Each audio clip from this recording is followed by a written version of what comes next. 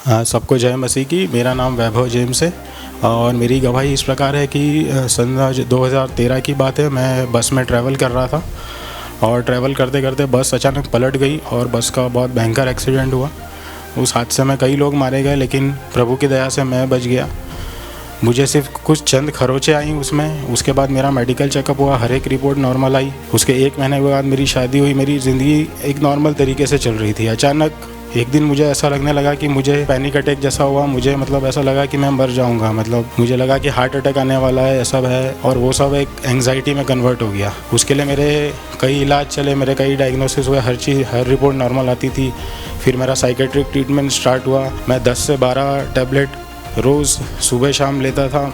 इस प्रकार मेरी ज़िंदगी बिल्कुल एक नीरस और वाव हो गई थी। मुझे उसका कोई भी अंत नज़र नहीं आ रहा था। मैं पास्टर विशाल के संपर्क में आया, मैं उनके चर्च गया और पहले ही दिन जब उन्होंने मेरे लिए प्रेयर करी, मैंने उसी दिन अपनी संपूर्ण चंगाई को पाया और मैंने परमेश्वर के अनुग्रह से मेरी उन सारी टैबलेट्स को छोड़ा।